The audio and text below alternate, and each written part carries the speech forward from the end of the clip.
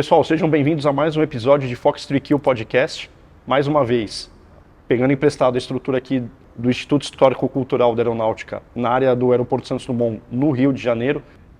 O nosso podcast tem patrocínio master da Saab, que é a fornecedora dos caças F-39 Gripen da Força Aérea Brasileira. Temos também apoio dos Esquadrões de Combate, uma grife dedicada à aviação militar, aviação de combate, com bonés, camisetas. Tem uma linha de produtos muito interessante de altíssima qualidade. Para quem gosta, para quem é entusiasta, vale a pena conhecer.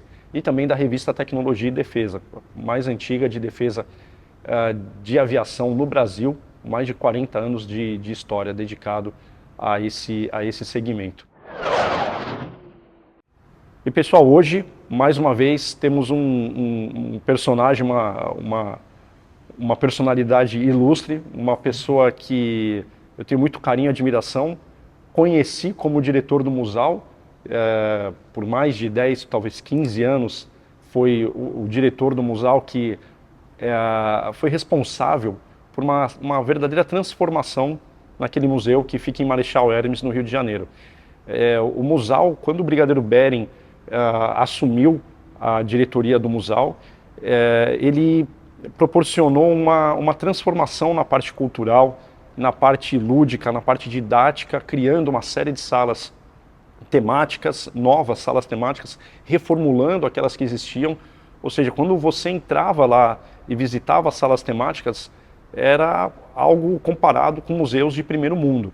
Então, muito bem feito, todo um trabalho com iluminação, com som, uma exposição, uma cenografia muito interessante que proporcionava uma imersão de quem estava visitando o Musal em relação a determinado tema. E claro, na parte também do acervo em si, novos aviões que passaram a fazer parte do acervo do Musal, outros que receberam ali não diria uma modernização, mas um novo restauro, né?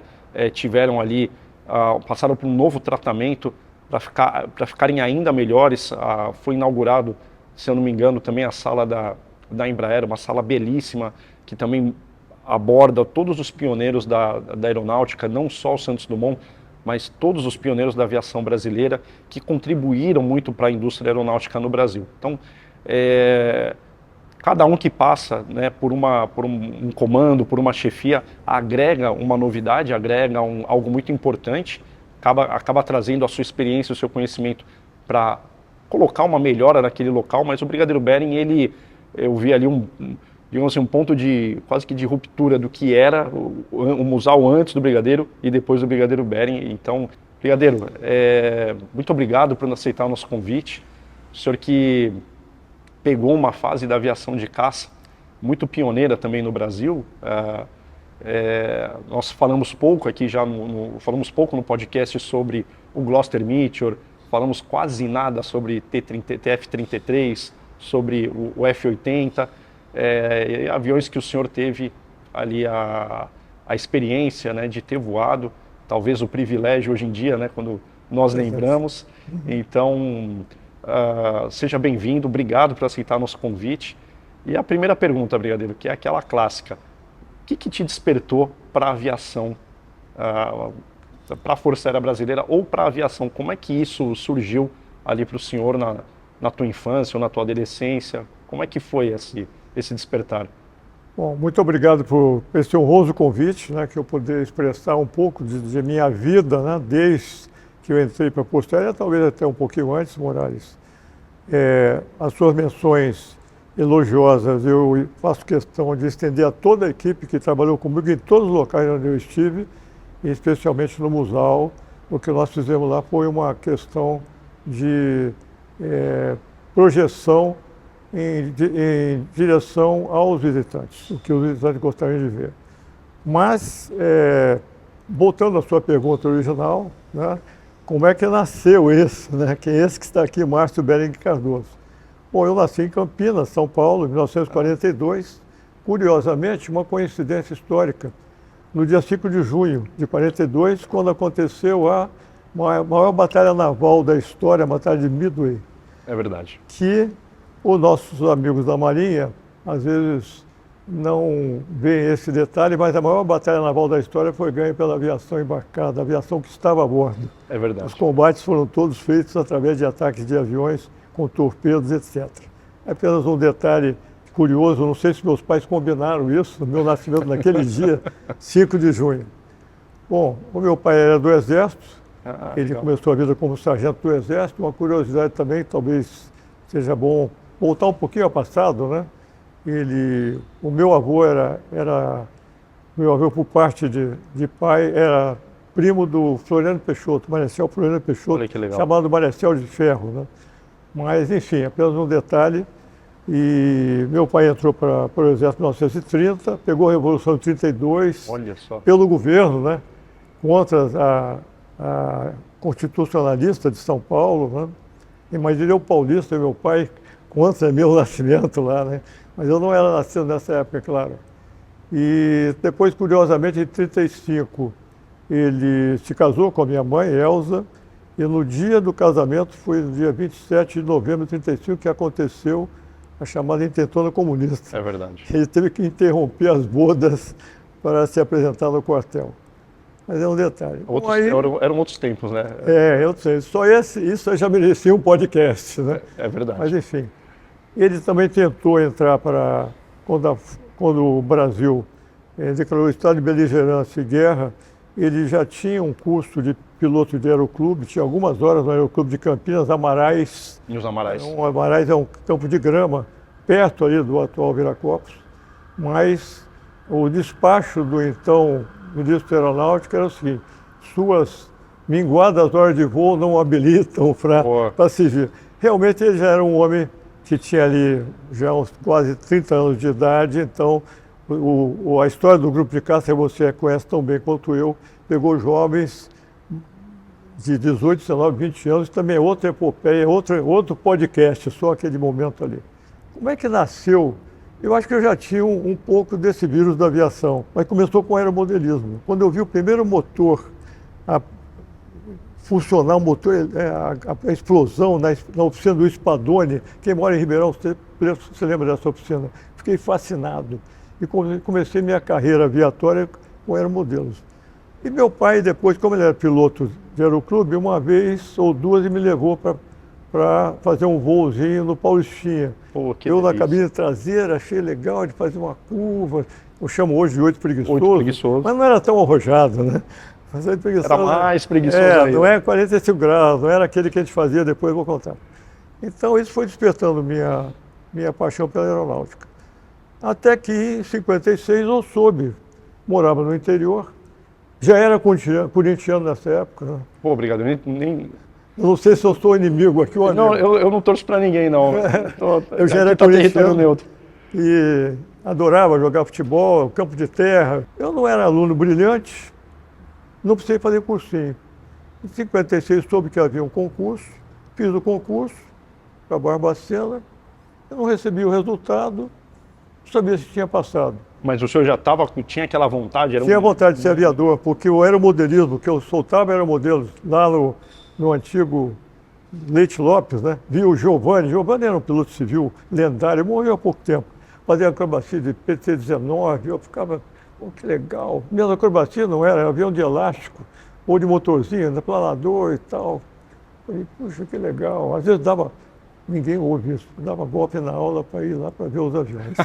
Faltava aula para ir ver os aviões. Matar aula para ver aviões. E não era perto não, eram 4 quilômetros do meu, eu ia lá, 4 quilômetros. Mas a motivação já dava A motivação é tudo, né? Tudo. Motivação podia ser 40 quilômetros, ia dar um jeito.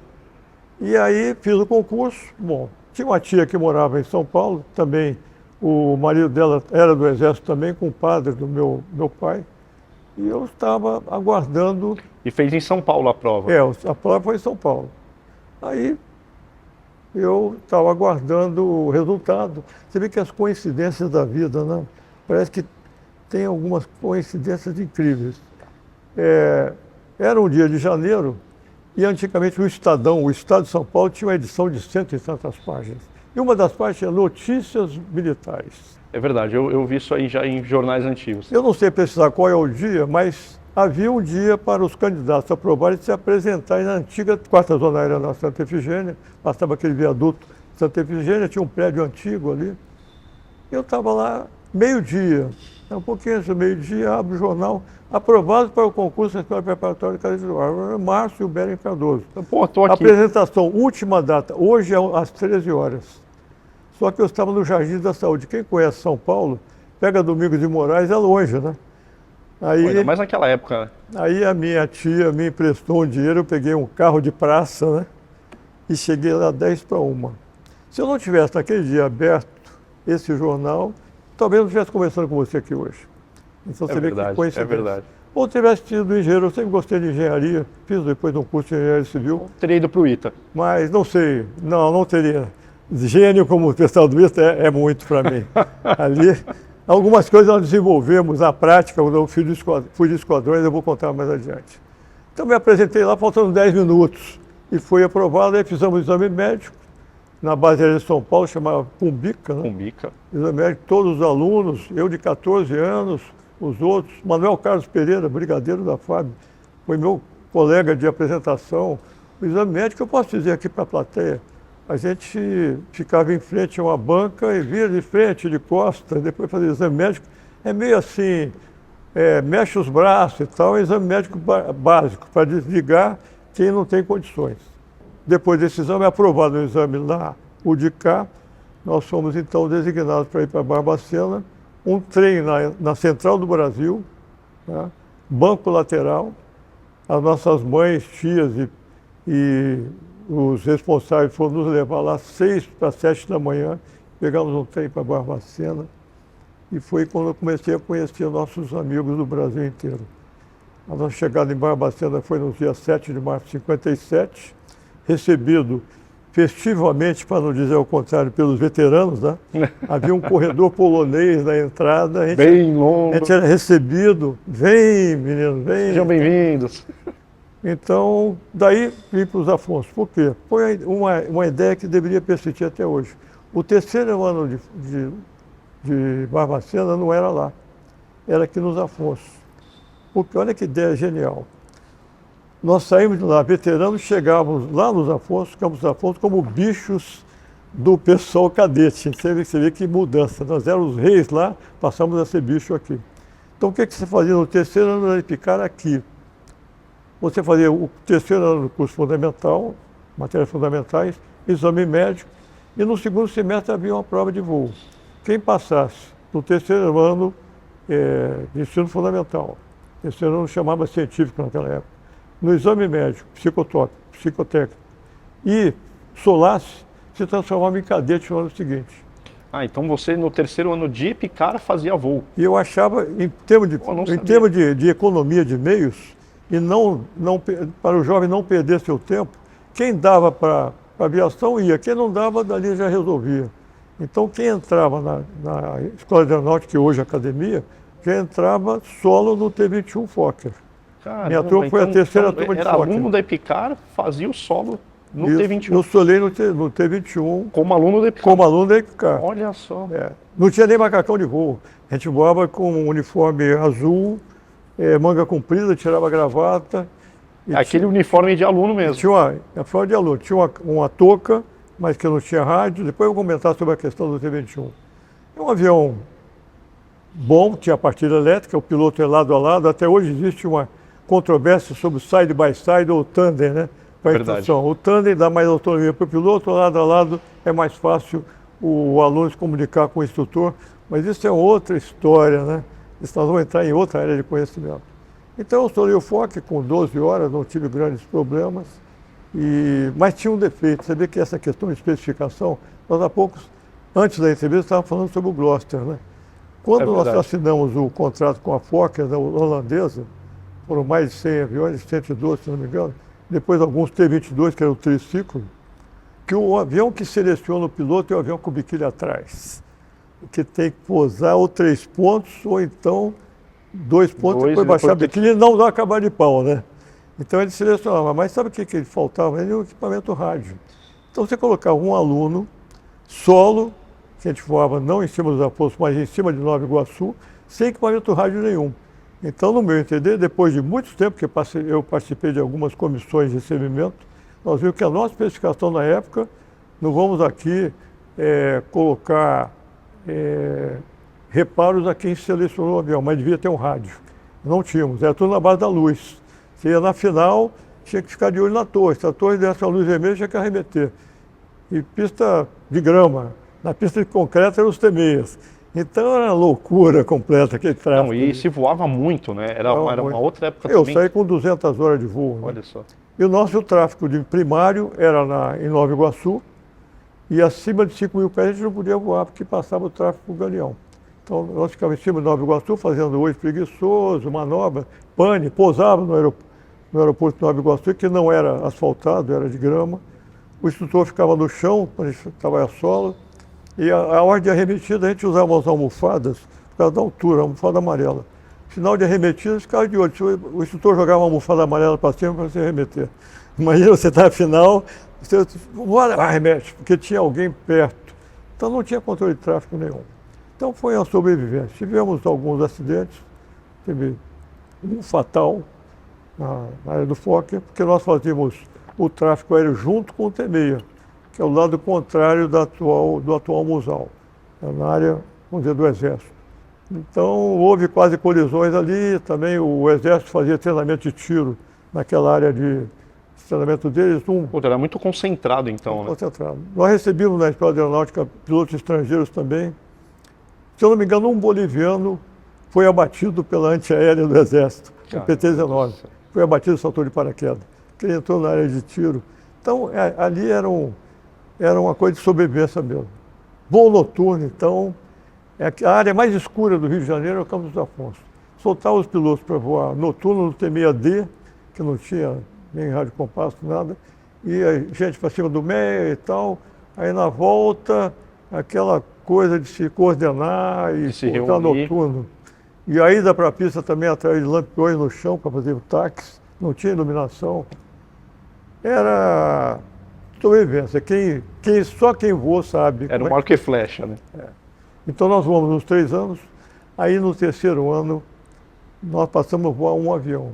Quando dei partida naquele T-6, com aqueles 600 HP, soltando a fumaça, falei, este é um avião, né? Eu me adaptei muito bem no T-6. Metálica, né? Robusta. Robusto, poxa, o ruído dele, aquele passo mínimo da decolagem, né?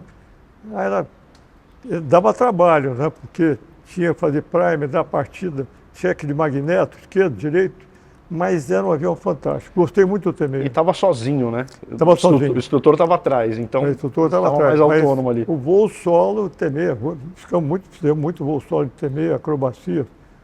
Bom, como é que era a seleção? A seleção no 2º semestre. Quem tinha jeito... No 3º ano. No 3º ano. Na academia no 4º semestre, no 4º ano.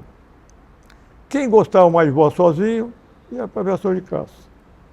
E a voo de formatura também, que naquela época era essencial. Você tinha que ser bom de formatura.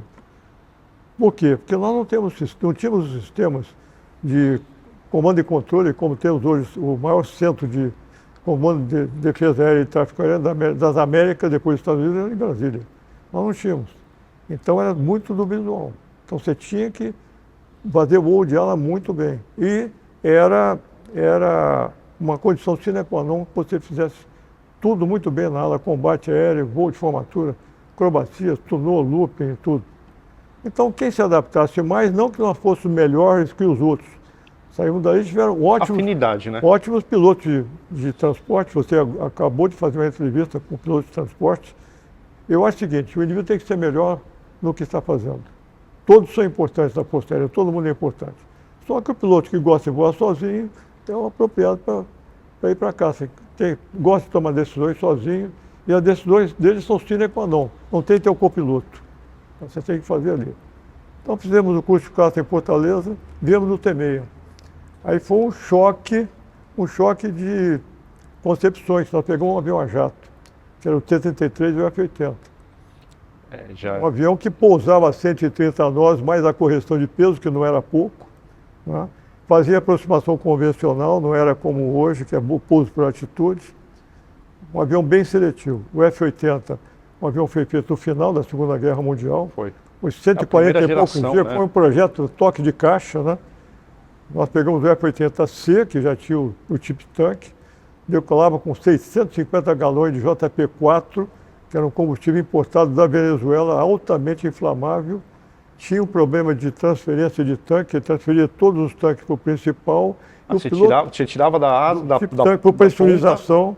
Tinha um tanque no borde de ataque também, que é com bombas elétricas, mandava para o tanque principal e dali ia para o motor. Se você tivesse uma pane de transferência, era pane grave, por dois motivos. Você podia ficar curto combustível. Ou desbalanceado. Ou desbalanceado, aí tinha que ejetar o tanque. Você não conseguia pousar com o tanque no transferência. Não tinha como. A opção era ejeção. Não tinha como. São 230 galões, não tinha como.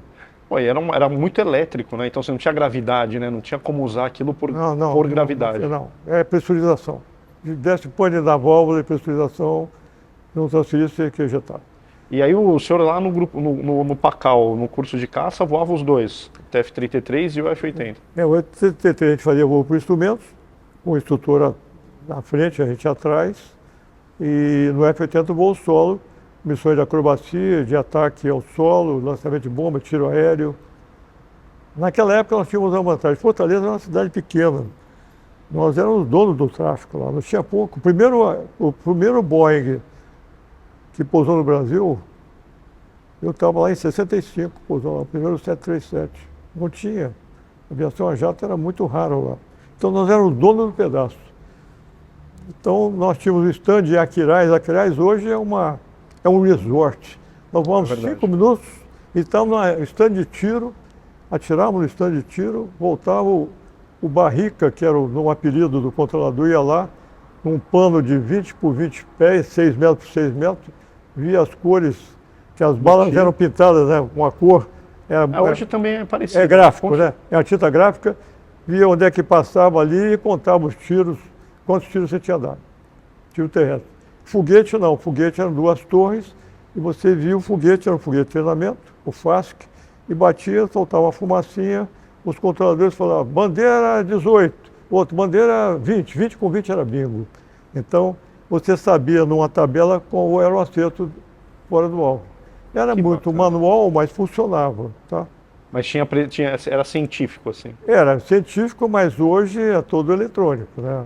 Eu depois vou contar da parte do Santa Cruz.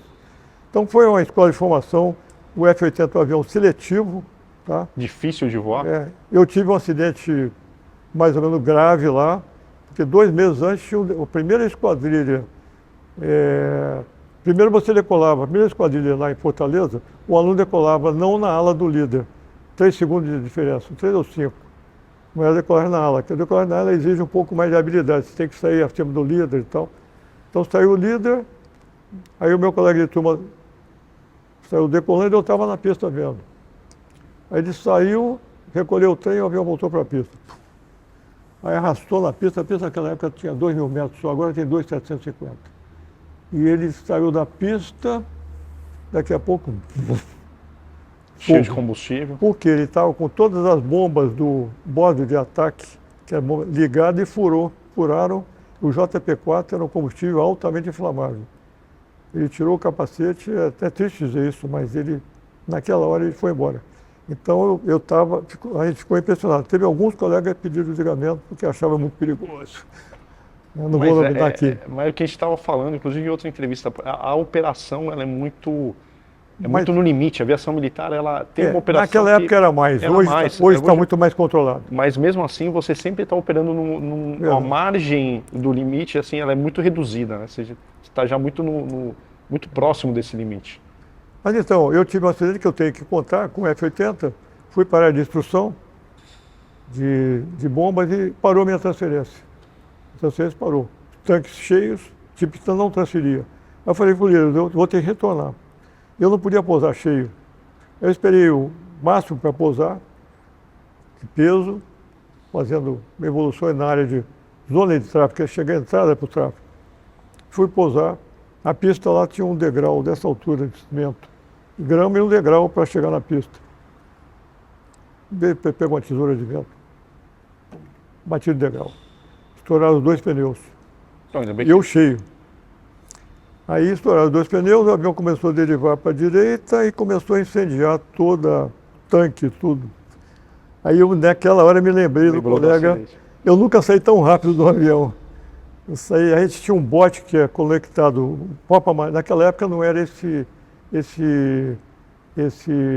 salva-vida, voava sempre salva-vida lá, porque voava em área de mar. Era um Papa Amarelo, meio oeste, né? E aquilo era conectado ao bote. E eu saí, arrebentei aquele troço, saí, então, aquele fio, e foi um susto muito grande que eu tive, mas consegui agir rápido. Perdeu o avião. Não, o avião depois ele até foi restaurado, algumas coisas nós aproveitamos. Tá? E foi um acidente mais ou menos grave. E o teu curso lá em Fortaleza era completo? Tinha então emprego de armamento? Vocês Tudo, faziam fazia tudo? tudo, tiro aéreo. Defesa aérea, ataque O tiro combate aéreo aéreo. é uma dos treinamentos mais bonitos e coordenados da aviação de caça.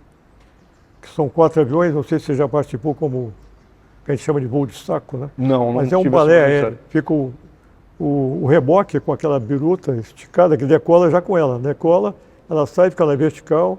Ela é 30 pés, que é 9, tem 18, 1,80 m de altura por 9 de comprimento. Mas quando você está vendo ela aqui, né?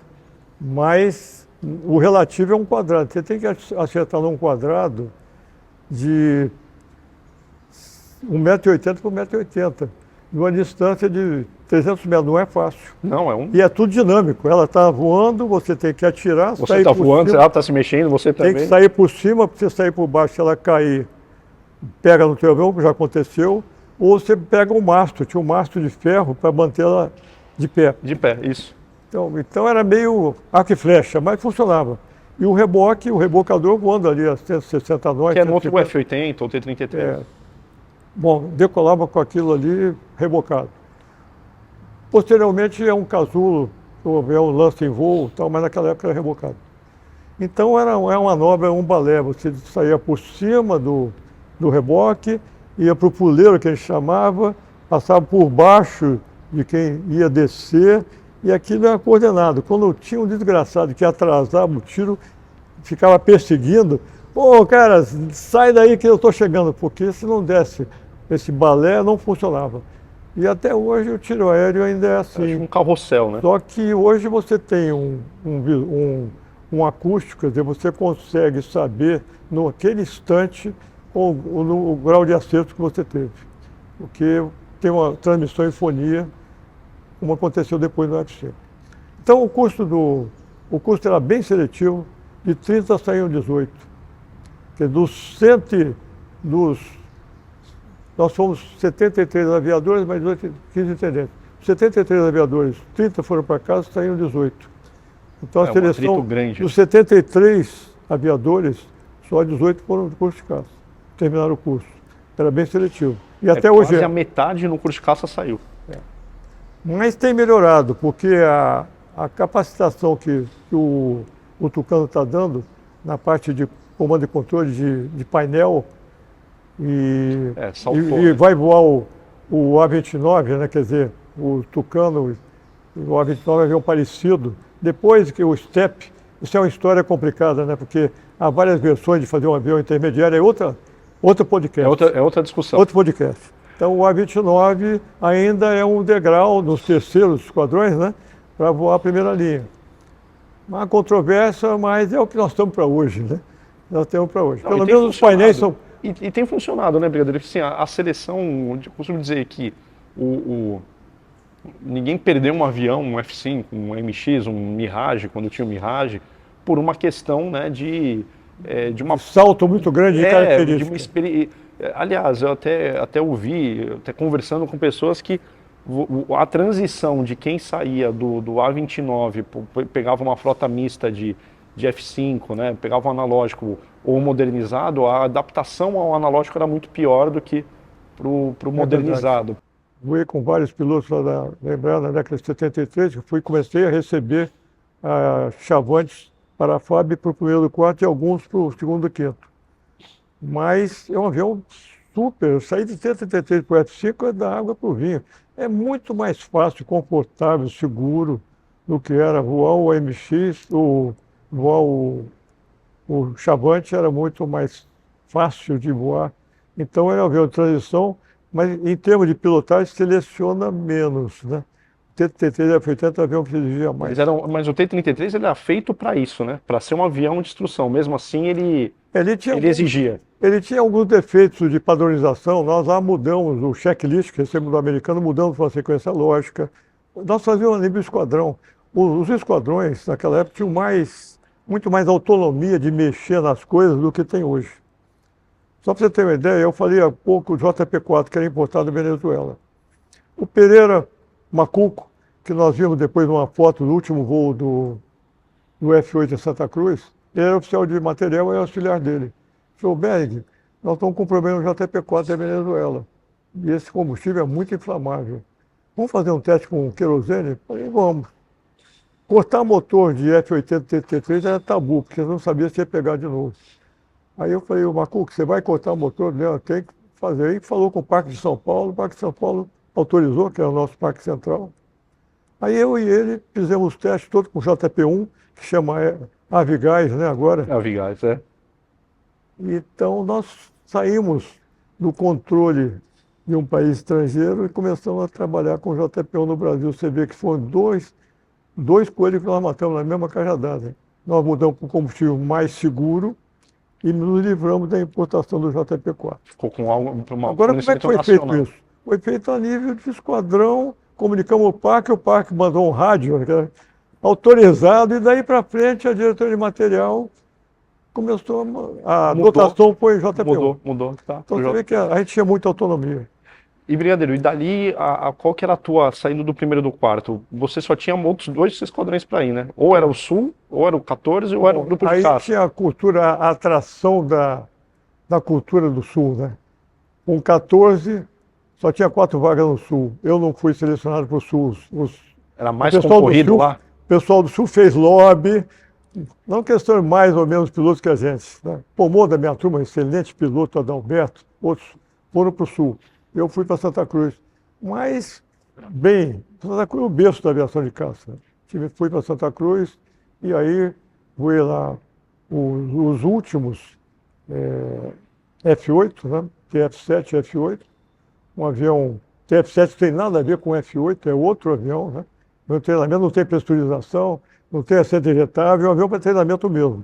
Mal comparando, é um F-5B, que também... O F-5E, né? Que não, que B com E não tem nada a ver. Animais diferentes. Animais diferentes. Então, outro avião. Então, nós voamos o TF-7, solava o F-7, aí você entrava no avião de combate. Mach ponto 70 e poucos. Tinha lá um Snake, acima de ponto 7, ele balançava um pouco, porque ele tinha a cauda muito comprida, dava um momento, e tinha uns desbalanceamentos. Então, você acertava na manete, ele parava de balançar. Em alto número de Mach maior que 7, ele começava a dar Snake. Ele chegava a que velocidade? 74, 75. Não chegava a Mach 0.8. Foi difícil, porque com o tempo começava a dar torções, né? Mas é um avião muito legal, era um avião de combate. Quando ele sai do F-80 e entrei no F-8, falei, este é um avião. E tem aquele ruído, né, som maior, né? Que das calhas de injeção. Existe um filme gravado com esse ruído no Brasil. Então, nós vamos lá, o F-8, até que em 13 de maio, por acaso, de 1966, chegou um rádio, antigamente não era por essa máquina aqui. Né? Chegou um rádio do Parque de Marte mandando inspecionar. O falecido Dunca fez uma musiquinha até, da saudosa Poioca, enfim, o apelido do avião. E colocamos os aviões, começou a aparecer rachadura na seção central, porque a gente usava o avião só para bombardeio e esforço excessivo. Nós não tínhamos defesa aérea, então a gente fazia mais bombardeio. E quanto mais o maior ângulo, menor chance de você errar o alvo. Só que a recuperação também exigia mais do avião. Muito mais G também. E Brigadeiro, isso aí era uma cultura até que vinha do grupo de caça da própria Segunda Guerra, estava muito perto ainda. A nossa herança foi de ataque ao solo. Nós temos missão de defesa aérea do... Vocês estavam 20 anos, 21 anos do fim da guerra. Missão de defesa aérea na Itália. Nós demos um salto, é claro, da aviação que nós vimos do Exército da Marinha, que eram boas aviações, mas não havia uma consolidação como arma mesmo. E fizemos uma arma aérea com o Ministério da Aeronáutica, com a Força Aérea Brasileira, mas a nossa herança era de ataque ao solo.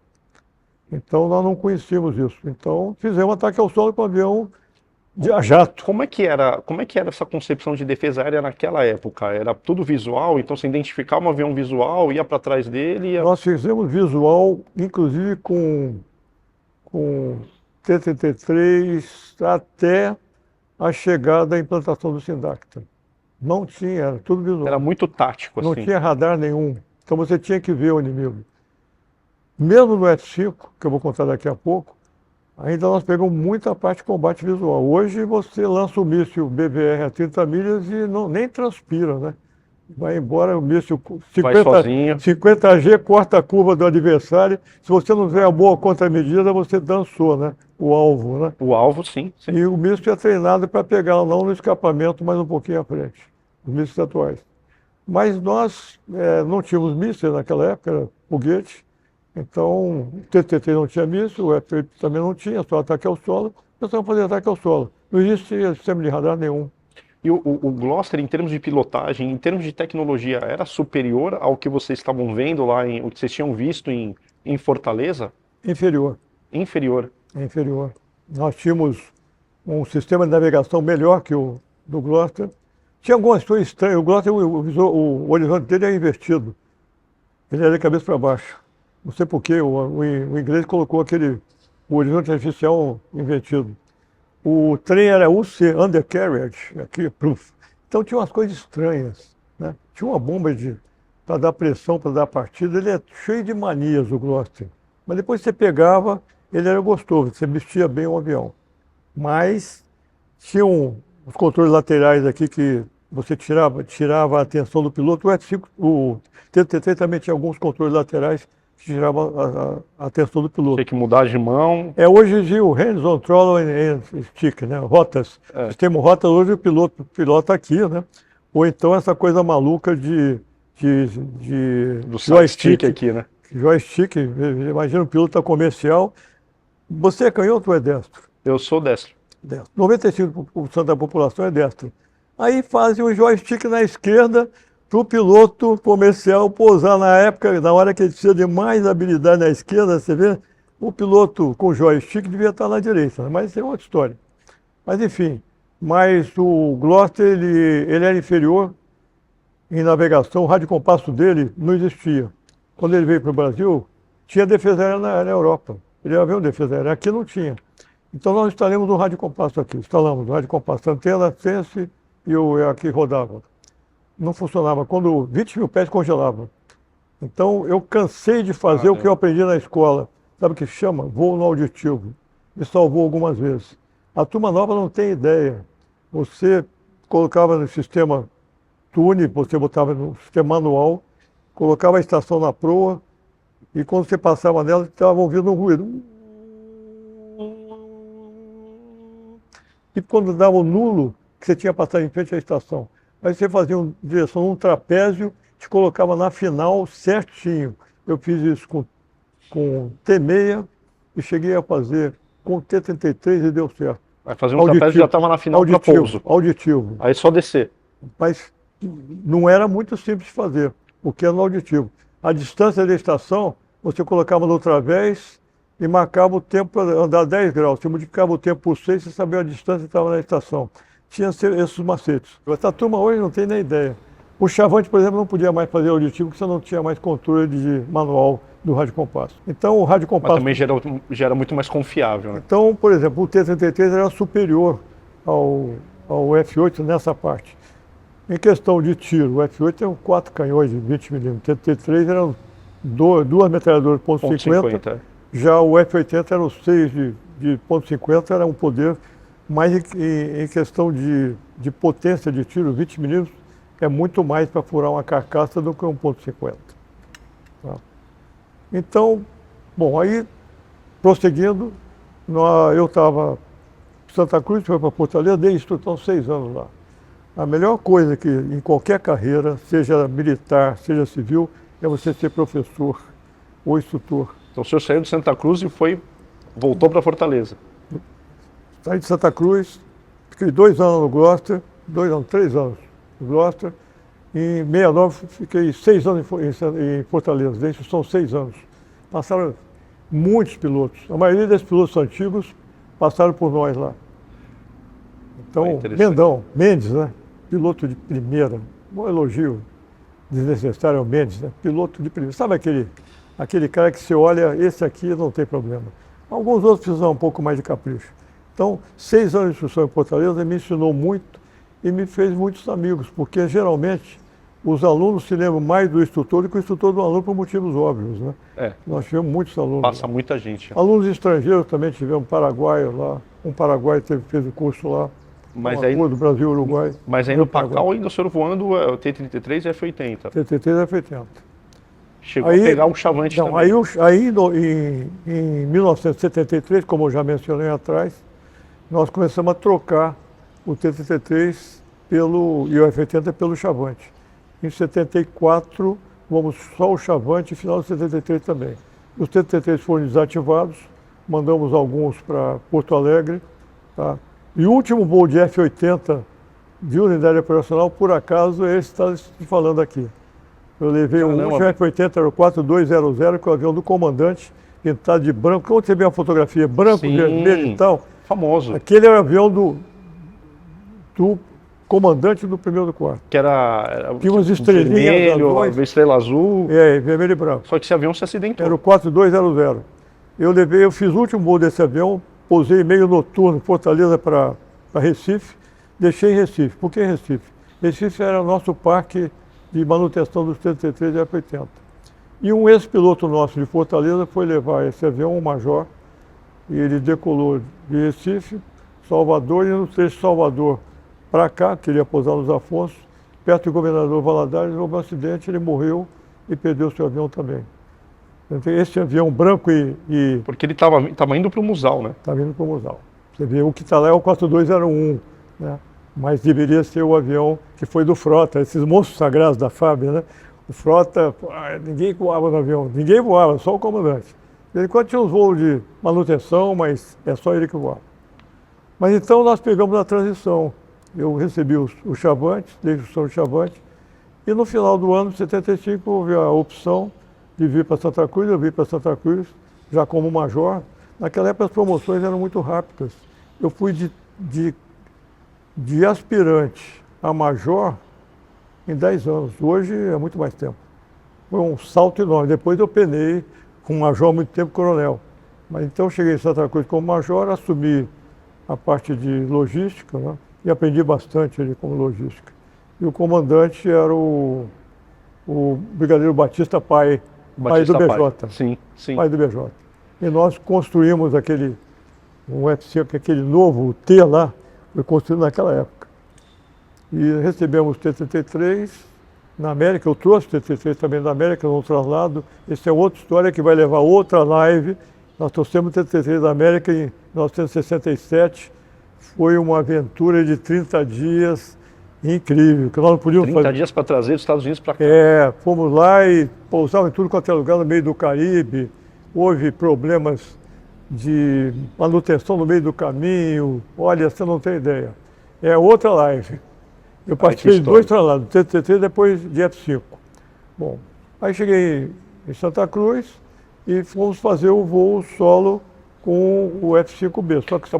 Só para entender, brigadeiro, em Santa Cruz o senhor chegou em 73? Então, 75. 75. Início de 75. Tá. Então já era F5. Para ordenar aqui, de 69 até 74 eu estava em Fortaleza dando instrução. 75 a 79 fiquei em Santa Cruz no F5.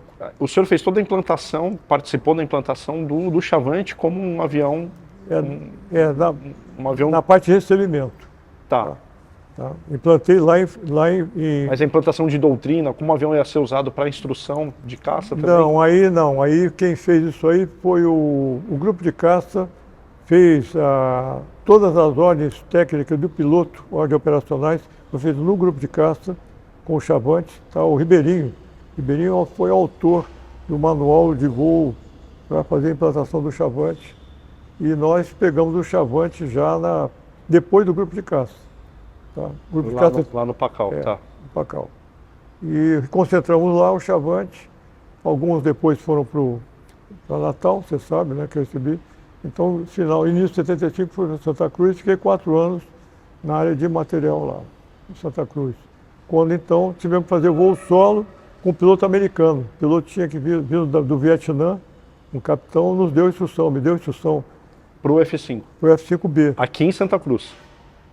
Aqui, Aí, digo assim, mais, o senhor não fez o curso lá na América? mais um flap aí. O que aconteceu? A pista de Santa Cruz tinha que ser ampliada.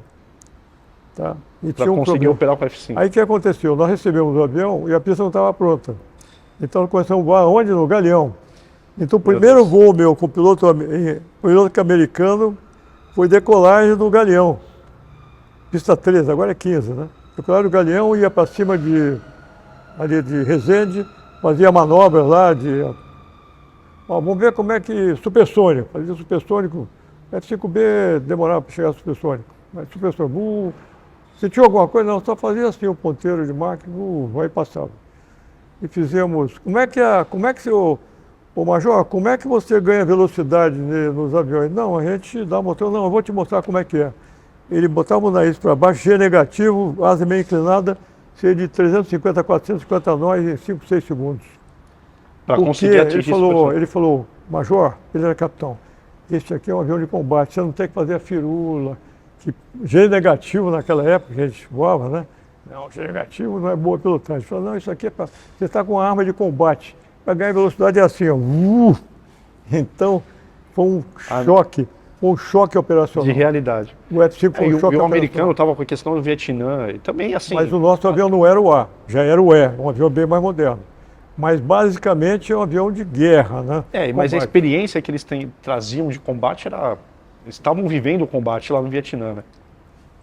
Bom, aí fizemos o solo do F5B, fazia toque arremetida onde? Adivinha? A gente ia para Resende, fazia as manobras, e onde é que fazia o toque arremetida para treinar pouso? Nos Afonso? Não, Guaratinguetá. Meu Deus. Pista de 1.500 metros. É isso que eu ia falar, é coisa super curta. Pista curta. E o meu instrutor, esqueci o nome dele, um capitão ótimo, ele falava, Major, você aperta mais essa curva, o avião meio tremendo com climb, e viver a 4.000 pés, eu pensei, pô, vou estolar aqui e vou morrer. Não, é assim mesmo, tem que puxar o nariz, fechar a curva, porque a teoria é o seguinte, quanto menos tempo você ficar voando sem apoio mútuo, melhor. E apoio mútuo, por isso que tem o pilof, né? Para quem tem o pilof? Pilof é puxar, né? Pilof. Você vê informação até onde pode, aí abre 1, 2, 3, 4 e pousa.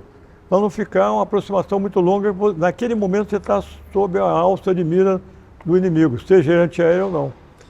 Então, a teoria deles é pousar o mais rápido possível, com piloto ou não. Então, fazia a toca arremetida lá, perdemos o F5B, porque na arremetida o piloto pegou um urubu, que varou pegou arrebentou a cabine, tinha um vidro entre os dois, um plástico, arrebentou atrás, pegou no piloto de trás, que era o Gildo, né? Na época era Major Gildo. Os dois se ejetaram e perdemos o avião, mas ele ainda conseguiu voar sozinho um pouquinho e aproveitamos os motores para a instrução depois. Por quê? Não é por causa da pista, tinha uma área de urubus. O urubu já ocasionou alguns acidentes graves de aviação. Não é só balão, não. Balão é terrível, mas o urubu também. Essa área de urubus, retiraram o aterro ali perto do Galeão, porque era um risco para a aviação comercial. Então perdemos um avião lá, mas o toque arremetido era lá. Se tivesse fazer um pouso completo, era complicado. Mesmo com paraquedas, para parar em 1.500 metros ia ser difícil. E outra coisa, não é nível do mar, já é um pouquinho mais alto. Quanto mais alto, você sabe que corre mais para pousar. Né? Exatamente. Então, bom, aí fizemos o curso, aí não podia voar aqui, fomos voar em Anápolis. Então nós tínhamos um destacamento em Anápolis, mandamos manutenção para lá e fazíamos voo junto com os Jaguares lá. E como é que foi essa interação lá, Brigadeiro? Vocês conseguiam fazer voo junto, assim, digo, combate dissimilar? Ou era cada um na sua nessa primeiro ano não. Nesse primeiro ano nós fomos fazer voos de instrumento, a gente decolava, fazer voo noturno e diurno, mas o combate similar começou no ano seguinte, porque o Sindacta estava nascendo ainda, o controle de tráfego aéreo misto, militar, né? O Centro Integrado de Defesa Aérea contra o Tráfego Aéreo. Sindacta é uma coisa genial, né? É genial. Foi bolado por 2 caçadores, mas não importa, é outra história do Sindacta. Os brigadeiros mais antigos conhecem. Então nós começamos a trabalhar com interceptação, com plot, com os controladores, a partir de 76. Antes disso não tínhamos nada. E brigadeiro, assim, em termos do F-5, aí sim, né? Você já estava com um avião de combate, como o senhor falou, com radar, com míssil, com uma outra tecnologia, apesar de ser um head-up display, mas também a mira ali não era uma mira convencional, né? Ela já tinha algumas já coisas. Mostrava a distância. Tinha um computador ali, mostrava a alguma coisa distância assim. de acoplamento. Tinha um problema. O avião tinha um APQ-153, que é um visor antigo, e ele depois foi substituído por um 59. APQ é a sigla o nosso visor não era um bom visor. E o radar também era. Dificilmente você pegava um plot, era um radar de 20 milhas, muito pouco. Né? Quando você tinha um plot a 12 milhas, que aparecia, você tinha que colocar o plot na Pro e acoplar, pum, adquiriu o alvo. Aí quando adquiriu o alvo, aparecia no visor uma faixa de distância até a distância mínima, ou evasão ou lançamento de míssil. Só que o nosso míssil chamava-se AM-9B. Que era muito ruim. Né? Era um míssil que o americano tinha um surplus, mandou um pouco mais de 100 mísseis para nós. Com 2 Gs, aparecia a luz quadrada de excesso de G. Com mais de 2 G, o míssil não podia ser lançado, porque não ia atacar aquele alvo. Hoje você tem o míssil Magic, um deles, 50 Gs. Então você pode lançar de qualquer maneira que ele vai fazer a curva. Então, o nosso visor e o míssil não estavam compatíveis com a época. Nós tivemos que conviver com isso muito tempo. Hoje já são outros mísseis. Sim, até a modernização. Mísseis da África do Sul e outros, mas é outro avião. Se eu for voar um F-5 hoje, eu só consigo dar a partir de decolar. Nem falar com a torre eu vou conseguir. Mudou tudo. Painel totalmente, é outra aviação. Mudou tudo, O realmente. piloto de caça hoje, além da vibração que ele tem que ser piloto, ele tem que ser um excelente operador de sistemas, você deve ter entrevistado alguns. Gerenciamento Você tem ali. todo o cenário de combate ali. Exatamente. E o Gripen também. Você transfere, você consegue atacar sem emitir. Você dá ordem para o atacante atacar sem emitir, que é um dos problemas de emissão é que o radar Você se expõe. outra medida. Então, você não emitindo, o radar não te vê. Então, é outra aviação. É claro que o piloto transpira menos hoje, né? Mas a vibração ainda é a mesma. Com certeza. Combate frente a frente de F-5 era assim, 450 nós abria e fechava. Cima lá perto de São Lourenço. Nós saímos do Sampo lá de São Lourenço, Minas Gerais. Cruzava 450 nós um com o outro. Visual, 2 milhas. Se você multiplicar por 2, dá 900 nós, né? Velocidade relativa 900 nós, dá aqui uns 900 nós, dá 12 vezes, quase 1.200 km por hora, né? Não, mais que isso. Mais do que 2.400 km por hora. Velocidade relativa. Tchum, sumia. Aí você tinha que torcer o pescoço, fazer a curva para lá, sem estolar, sem perder velocidade e energia. E o combate era a Segunda Guerra Mundial, amigo. Era a Segunda Guerra Mundial. Se você perdesse de vista o teu inimigo, daqui a pouco... Ele podia estar te buscando ali. Daqui a pouco ele falava que você está acoplado. Tinha uma palavra código para dizer que você estava abatido. E tinha uma câmera. A câmera, você depois do voo, fazia o debrief com a câmera. Você filmava, ia para a sessão foto e fazia o debriefing. 40 minutos de combate, que gasta muito combustível, né? Pós-combustão é 10 mil libras por hora em pós-combustão. Se você bobear, não pousa. Seca. Muita gente chegou, eu muitas vezes na aviação de caça, cheguei com combustível 10 minutos de autonomia. Isso é um negócio que a aviação comercial nem pensa, né? Então você tinha que voltar no COCOMI, né, combustível contra corrente mínima, senão você ia ganhar o combate e ia perder o avião.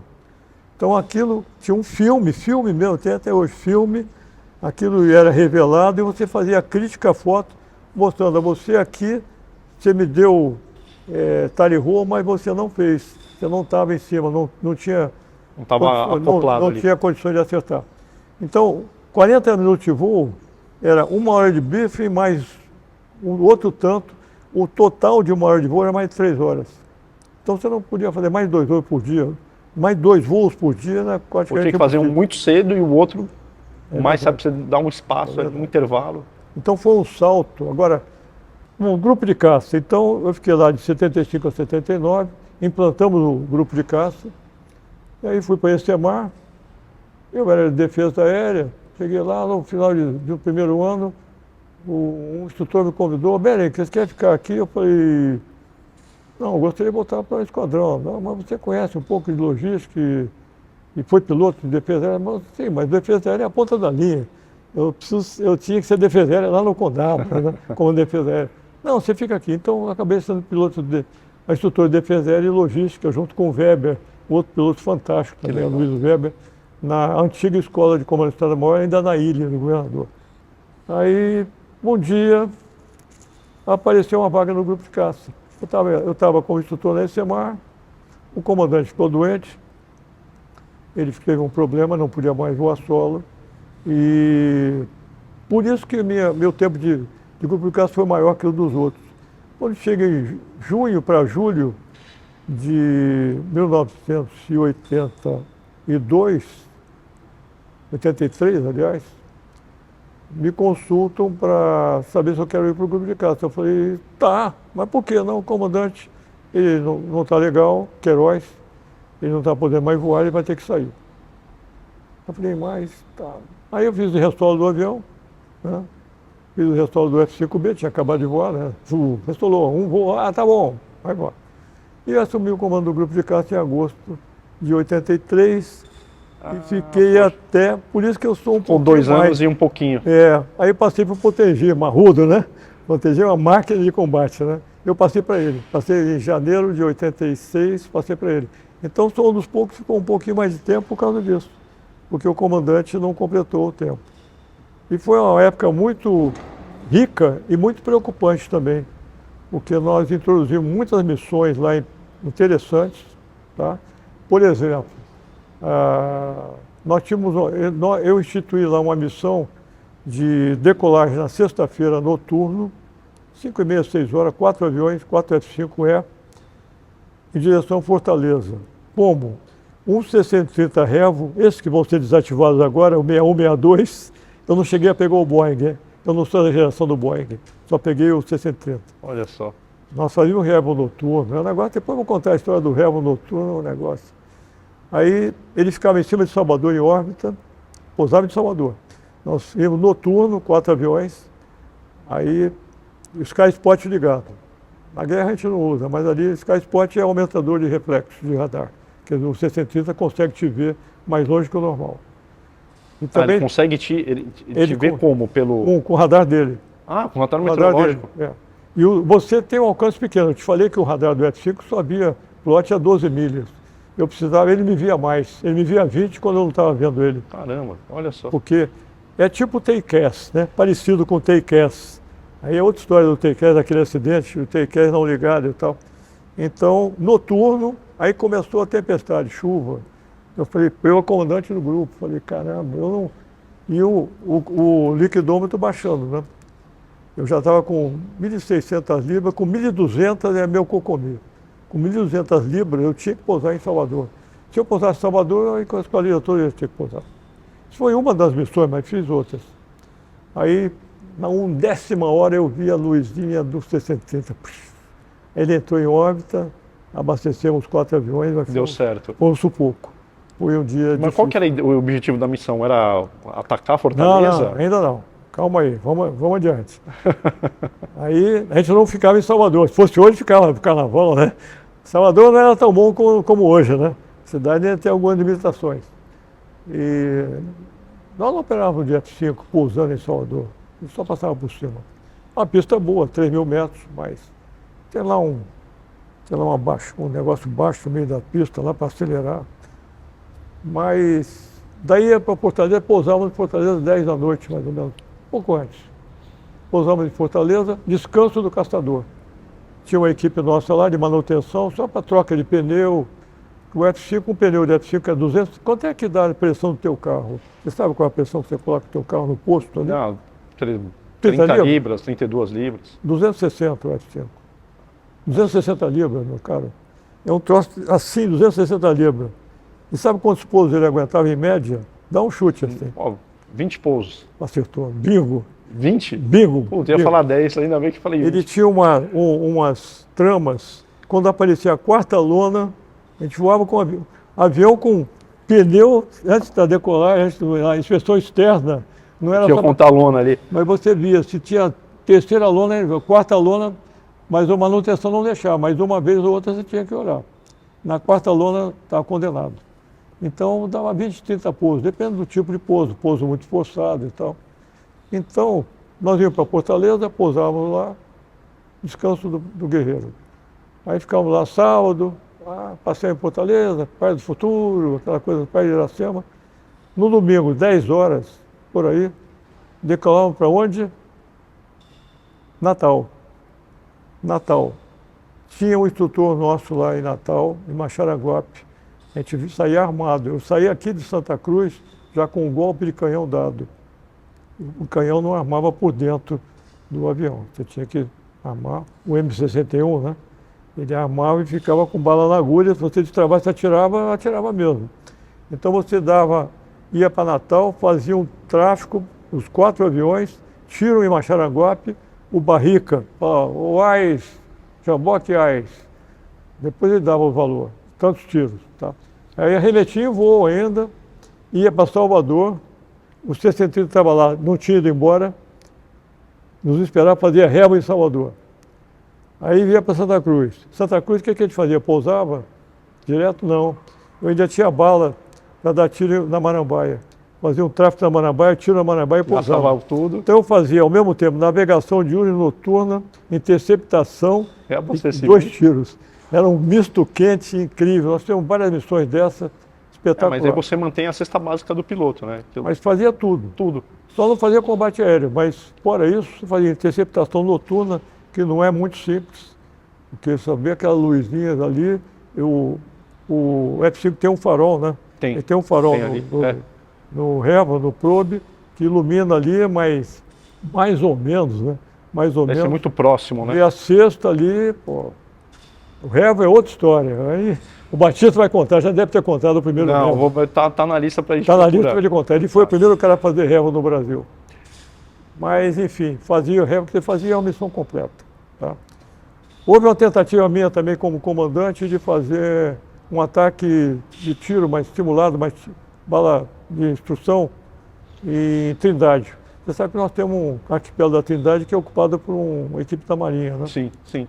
E eu achava que aquilo ali era um ponto de que o Brasil precisava mostrar poder de presença. Acho que eu nem devia estar falando isso aqui, mas já faz tanto tempo. Já caiu no domínio público. Já caiu. Domínio público. Não fui autorizado. É um risco muito grande, Berg. Não, mas a Marinha já combinou. Eu falei com o cara da Marinha, com o ex-instrutor junto comigo, o Charles. Porra, vê se você consegue. Dá para botar uma corveta, uma fragata. A fragata é uma corveta meio caminho, se o caçador tiver um problema e se ejetar, a corveta, dá para ser, 800 milhas do litoral, a gente ia e voltava, alternativa Vitória. Tá. Aí não autorizaram, acharam risco demais. Foi uma frustração minha. Eu queria fazer a presença lá, dar dois passos de tiro, e para mostrar para o mundo que nós tínhamos condições de chegar até soberania numa área que nós conhecemos pouco. Distante. Pô, que legal, brigadeiro. Terminei o grupo de caça, aí fui para o comando aerotático, fizemos também a estrutura para fazer um centro de simuladores lá, que o BJ foi chefe também, quando era capitão. Era dos anos 90, né? Início dos anos 90. Eram várias cabines, assim, né? Exatamente. Isso foi implantado e que foi por conta. Eu fui à América quando estava no Estado-Maior da Aeronáutica, um período que eu estive lá antes de ir para o exterior, e nós visitamos o Williams Air Force Base, onde o Quirico fez o curso, e tinha o CAA, Center of Advanced Airmanship. E nós vimos aquele centro pronto, completo, com um instrutor central com vários tipo baias, vários assim, terminais, né? E mais um simulador. Falei, é isso que a gente quer, pô. Aí importamos. Durou algum tempo, depois foi vencido pela tecnologia, depois deram uma melhorada. Instalamos também esse centro lá. Não era para ser assim. Nós queríamos instalar em Santa Cruz um centro gigantesco, né, com a chegada do F-5. Um centro gigantesco de simulação, que eu tive viajando para o exterior, fui à França, fui à Inglaterra, com duas abóbodas, vamos dizer assim, cada um voava um Mirage e o outro F-5 na simulação, fazendo combate de similar. Mas aí na 10ª hora, meu amigo, não tinha grana. Então foi a frustração, não conseguiu fazer esse centro de simulação lá em Santa Cruz. Um dia fui convidado, ou selecionado, eu não sei, para ser adido aeronáutico. Acabaram me mandando para Londres. Eu fui ser adido aeronáutico em Londres e acreditado na Suécia e Noruega, onde eu aprendi muito. E o adido tem dentre outras funções, ele é adido porque ele não é diplomata. Então é attaché, é o nome. Então eu era adido à Embaixada Brasileira em Londres e acreditado na Suécia e Noruega, que eu visitei algumas vezes. Eu aprendi o seguinte: o adido mantenha boa relação entre os dois países, tá? Obter as informações que é preciso ter e tenta vender seus produtos. Como eu fui adido também na Noruega e na Suécia, não sei se você sabe, a Suécia e a Noruega, eles têm um acordo de formação conjunta de pilotos, né? E eu fui observando, que eu tive lá algumas vezes, que eles precisavam de um avião tipo Tucano. Aí eu fiz um documento, mas não vingou. Esse documento que eu fiz, o Tucano podia ter chegado na Suécia e Noruega nos anos 90. Já podia o Tucaninho, não o Tucano, mas quem sabe o Tucanão agora, né? Então isso não vingou, foi uma frustração minha, mas pelo menos... Outra coisa que eu vi lá também no meus... é o contato com os adidos, né? Os adidos militares, tinha os adidos, eu era da Associação dos Adidos, aeronáuticos tinha uns 20 e poucos, tinha mais do Exército e da Marinha. Aprendi a convivência com países da Cortina de Ferro, conversei com muitos russos, tchecos e países do mundo inteiro. E uma das visitas que eu fiz como adido, fomos a visitar a Escola de Formação de Pilotos na Suécia. Assistimos um pouso de rodopista lá. Que deve ser maravilhoso, né? Um Viggen, não era o Gripen, um Viggen. Nós estávamos na estrada, no lugar secreto deles lá. Como no Brasil nós temos alguns, mas enfim. Uma estrada comum, da largura disso aqui. Tá? De repente, está os adidos lá, vem um Viggen, pousa, paraquedas, entra num posto de gasolina, abastece, arma, sai, foi embora. Por quê? Eles estão ali, ó, do lado da Finlândia. Linha de contato. Se olhar de binóculo, vê a Rússia do outro lado, meu filho, né? E nós ainda estávamos naquela fase final do Pacto de Varsóvia, né? Depois tem tudo muito tenso ainda. Ficava muito tenso ainda. Mas aí nós perguntamos, aí um adido da Espanha perguntou como é que era a seleção de pilotos lá. Porque nós estávamos desligando pilotos no último ano, penúltimo ano. Aí eles falaram, não, nós fazemos o seguinte, peneira grossa no início. O cara deu uma torcida, desliga. Mas 95% dos pilotos que nós retemos no primeiro ano vão até o último ano. Que cada 2, 3 pilotos tem um instrutor acompanhando. Genial, né? Economia de meios. Ele corta logo. Você lembra que no início da nossa entrevista eu falei sobre o terceiro ano? Mal comparando, isso foi há tempos atrás. Eu falei, fiquei me lembrando, pô, nós fizemos isso na fábrica. Fazia nem picado. Então corta logo, porque você não toma tempo da pessoa. Não gasta o recurso e público economiza. Os dois lados, né? Ele não entendeu, mas como é que você quer saber? Não, como é que é o desligamento? Não tem. Aqui, dos que ficam, 2%, sei lá. Em 97, houve a seleção para ser promovido, eu não fui selecionado e eu acho que o que eu fiz na Força Aérea para trás me deu bastante satisfação, me julgo até um indivíduo premiado. Fiquei 4 anos em casa. Aí chegou no final em 99 para 2000, comecei a ser sondado para assumir o Museu Espacial. O diretor anterior tinha falecido, né, e assumiu o brigadeiro Araguarino. Tá? Ele também não estava muito bem, ficou 2 anos e pouco lá. Mas fui sondado para assumir o Museu Espacial em 2001, quando eu assumi em agosto de 2001, e fui ficando. Hoje não tem mais isso, né? Hoje é mais... Tem o teus TTC prazos, agora, né? o TTC são 10 anos. Me esqueceram lá e a cada 2 anos tinha uma aprovação, né? Fui ficando e... Você ficou quanto tempo lá, brigadeiro? Eu fiquei 16 anos. Ah, 16 anos. Aí nós descobrimos uma empresa chamada Embraer. Como é que eu descobri a Embraer? Em 2002, eu vi uma conferência de um dos diretores da Embraer, Forjais, Horácio Forjais, é um cara fora de série, você deve saber quem é. Ele está na reserva já. Aí ele fez aqui, nesse salão aqui, ó, aqui, ele fez uma conferência, aí terminou, Horácio, nós vamos dar um apoio ao novo museu da USAF, lá no aeroporto de Dulles. Eles fizeram um novo museu lá, tem o Smithsonian em Washington e tem em Dulles. E a Embraer fez uma doação de $500 mil. E lá é o seguinte, se você for uma doação grande, a placa é grande. É proporcional. É proporcional.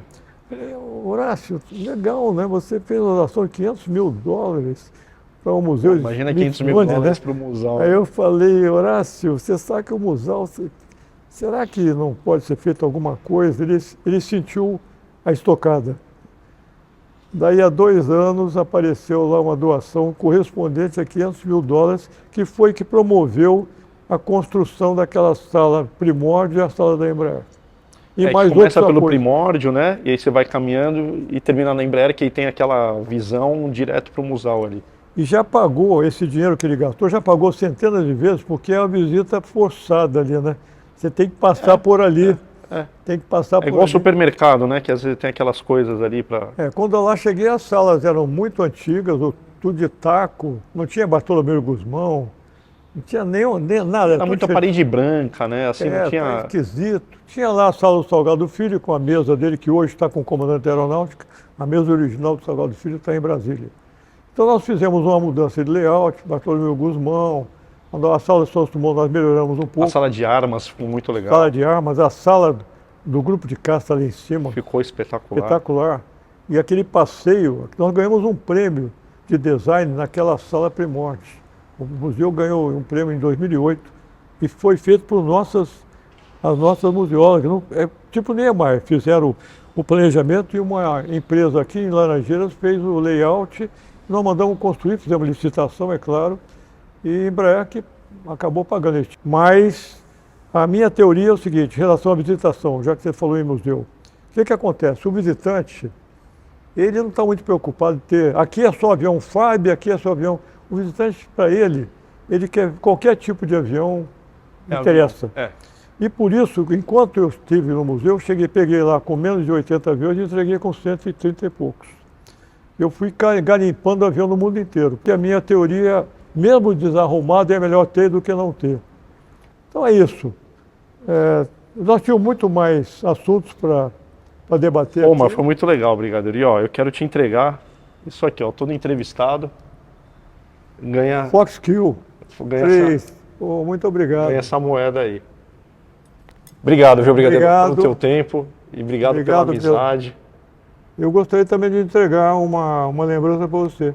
Nós conversamos bastante sobre aviação aqui, mas um avião que agora está me dando até um arrepio. Não era um grande avião de acrobacia, mas você entrava nele e vestia o avião, que era o Gloster F8, e eu tenho a sorte de ser um dos poucos, talvez pela idade, tenho 81 anos, que ainda na reunião de aviação de casa, quem é que voou P-47? É só o Ribeirinho e tal. Quem é que voou o Gloster? Aí vai aumentando, né? Então, eu queria te oferecer. Esse aí é numerado, tá? Ele é série numerada, tá? E está assinado por mim. E foi o Sandro Dinati que fez. Muito obrigado. Muito obrigado, Pedro. Esse aqui vou colocar no quadro. Esse aqui poucos têm. Ficou maravilhoso. Enumerado ainda. Muito obrigado. Obrigado pela tua atenção. Uma noite, obrigado pelo... uma tarde, uma manhã quase tarde, fantástica. Maravilhoso. 15 para 1. Maravilhoso. Claro. Muito obrigado a todos e até outra vez. Obrigado, pessoal. Até a próxima aí. Que papo legal.